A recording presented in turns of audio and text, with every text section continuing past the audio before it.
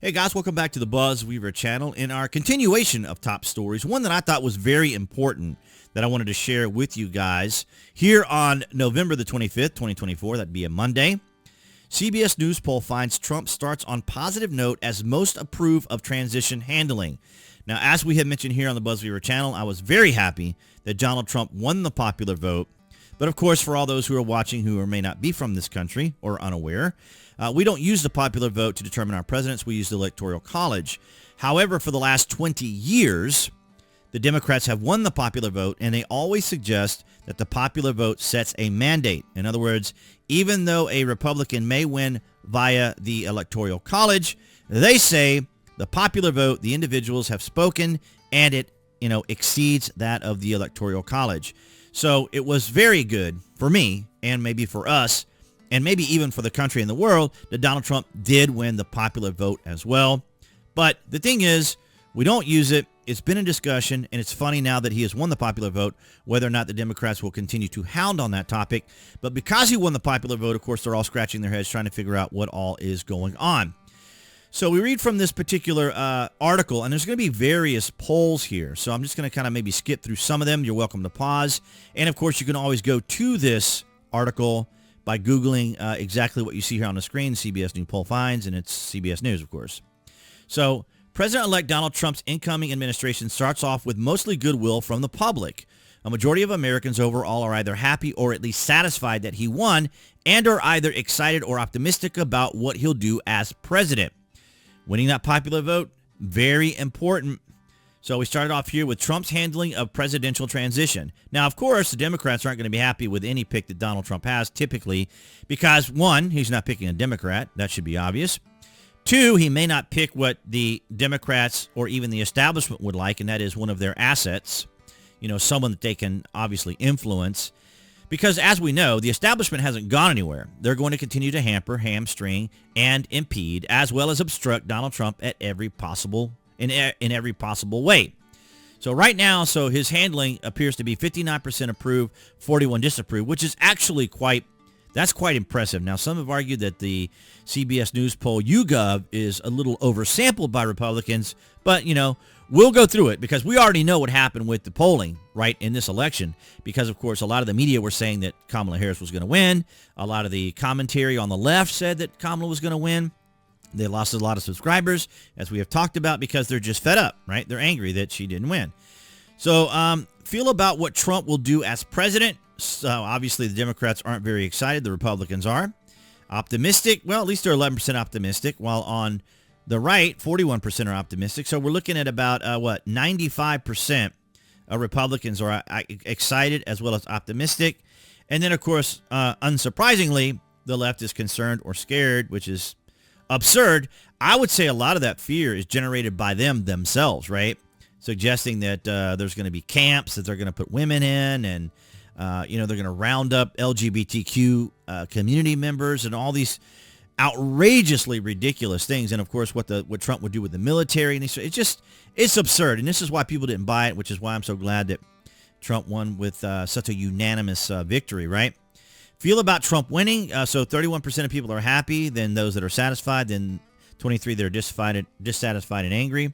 So we're looking at, 44% dissatisfied or angry. And then, of course, 55% happy and satisfied there. So that's always good. Election of Trump. Election of Trump makes you now. And then, of course, motivated and or not motivated, as we can see here. Of course, Republicans are very excited. The energy and everything was behind Donald Trump without a doubt. Probably some argue that even more excitement than 2016, which is amazing to think because, of course, that was, obviously the very first time. But because of everything that's happened in the last 8 years, and particularly in the last 4 years, or maybe even the extraordinary that has happened even this year, it is kind of interesting to see how excited Republicans are. Now, I am not a Republican. I am a constitutional conservative. But, of course, I registered to be able to vote as a Republican. So Trump will make food and grocery prices go down. Obviously, people think that. And that was probably one of the bigger issues. And this is something I'm often hear the mainstream media talk about.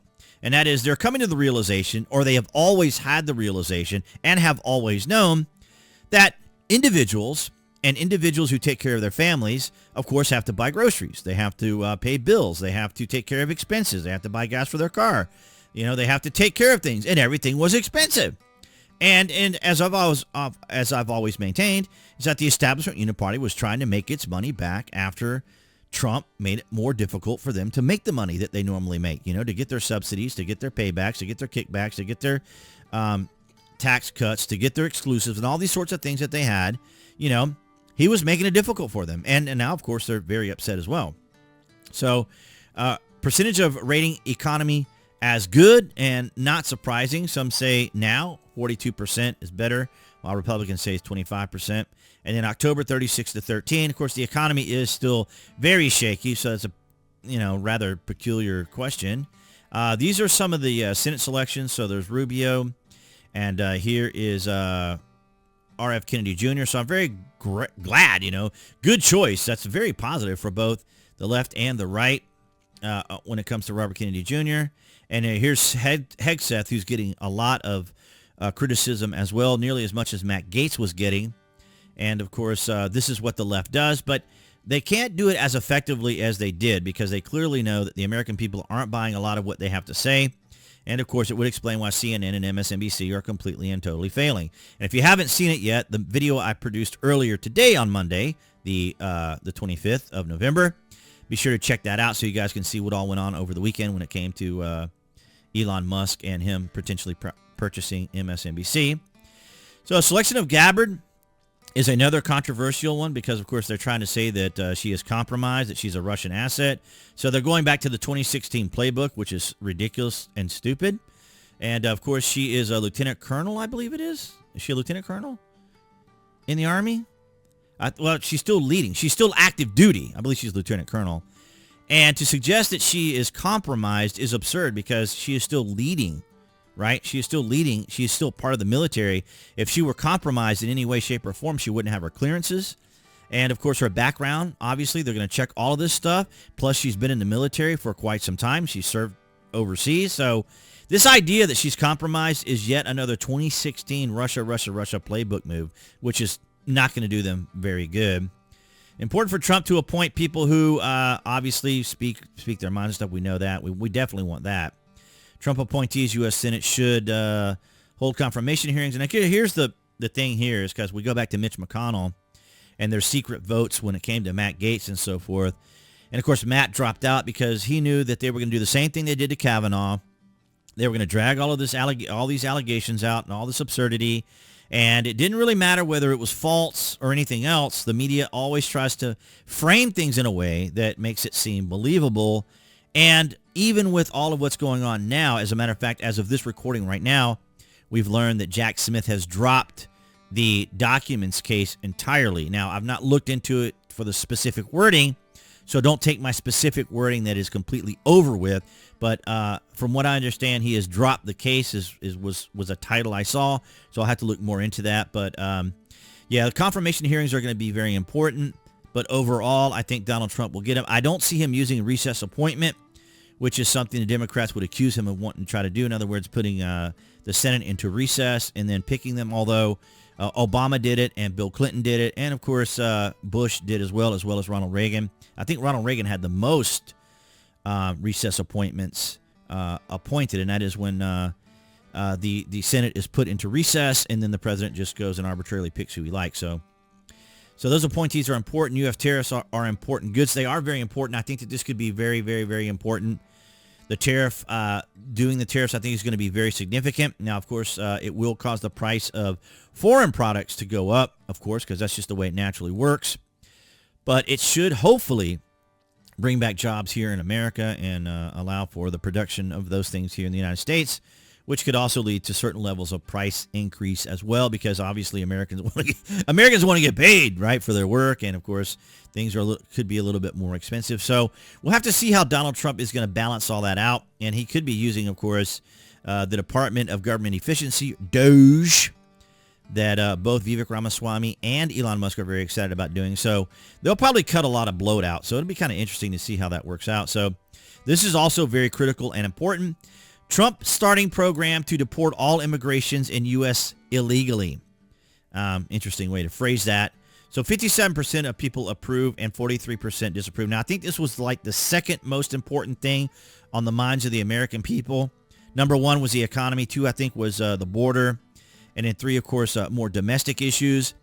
But, and I say this kind of tongue-in-cheek and a bit hyperbole and a bit exaggerated, that, you know, the American people were all concerned about these things, the economy and the border, while the Democrats were more concerned about whether men can use women's bathrooms. Now, that, of course, is my conservative bias speaking, but it gives you a clear illustration of where the American people were focused, right? They weren't concerned about Orange Man Bad, right? They weren't concerned about all of the nonsense they were talking about Donald Trump. People wanted to know why their groceries were so damn expensive. They want to know why they're paying so much for gas. They want to know why their expenses were so high, and that's what people were focused on. But immigration, the border, was the second biggest thing. As we see here, deporting all immigrants in U.S. illegally, who should carry it out? And then, of course, they say here the Border Patrol, then the federal law enforcement, and then the U.S. military. So when you see these particular mayors, city council members, governors in these states saying they'll do everything to stop Donald Trump from removing our people. Now, of course, the wording is very ambiguous because Trump is specifically going after illegal aliens and, first of all, going after the criminal illegal aliens.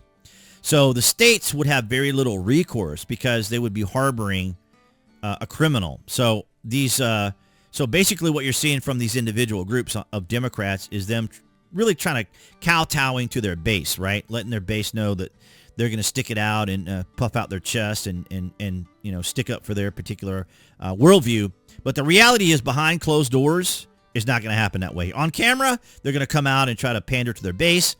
But when the doors are closed and Donald Trump gets them on the phone, it's going to be a totally different conversation because obviously you cannot harbor illegal criminals in a state. There's no law in this country that allows for a state to harbor criminals, and and technically they are. So interesting. So of course the constant conversation of democracy, which is the Democrats continue to say. Of course, we are a constitutional republic. And we're a constitutional republic with democratically elected officials. So we use the system of democracy to elect, but we are a constitutional republic. So you can see that 35% thought it was secure, whereas 43% of Republicans thought it was secure, and threatened 65% versus 57% Republican. And of course, this was yet another example of what the left constantly tried to push onto their people, or to their, you know, obviously the left, is that Donald Trump was a threat to democracy, which is absurd. America's best days are in the past. Of course, you can see that here. And America's best days according to the Democrats. And it's kind of fascinating as we cover the popularity and concern of Donald Trump, because I saw over the weekend, and someone mentioned this in comments in our last video, is that breaking, the petition calling for an immediate general election has hit 1 million signatures within 24 hours. This is completely unprecedented. We are witnessing the people revolt in real time. So this is concerning the recent Prime Minister of the United Kingdom, Keir Starmer. And from Great Britain News, general election petition to hit 2.5 million as of this recording now. Signatures as Elon Musk backs online campaign slamming tyrannical police state. Yeah, because there's some craziness going on over there. The online petition calling for a general election is on course to hitting 2.5 million signatures overnight, and yet another blow for Keir Starmer's months-old government. The poll was launched by pub owner Michael Westwood, who said that Sir Keir Starmer has gone back on his promises, and now Elon Musk has added his backing to the campaign. The tech magnate and ex-owner shared the petition on his social media platform, writing, "The people of Britain have had enough of a tyrannical police state," sparking a rapid uptick in support. And I don't blame him in any way, shape, or form, because it's absurd what's going on. And we can only hope as Americans that with the election of Donald Trump and the examples that Donald Trump are going to set by, well, many things, our economy and then immigration, that maybe these countries will also take notice and move forward. So we see here from the Times, petition for another UK general election passes to 2 million signatures. And Elon Musk has said that the British public has had enough of tyrannical police, as we just read. And we can see here Musk X or tweet, or whatever you want to call it. I'll just call it a tweet. The people of Britain have had enough of tyrannical police state. And we see this right across the board. We have covered this here for quite some time here on the BuzWeaver channel. We've even talked about Tommy Robinson, and Tommy Robinson is now back in prison yet again for a documentary that he put out pointing out all of the shortcomings of the UK government, especially when it comes to immigration.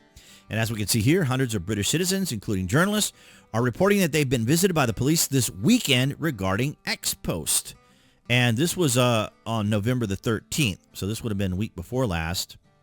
But the idea that you would be visited because of a tweet or because of a Facebook post, and we've covered this before. Remember the mother who made a comment about, I think it was, I don't know if she made a comment about LGBTQ or about the political Middle Eastern immigration, but of course she was arrested in front of her child, and that was just a big outrage in the UK, and this all continued.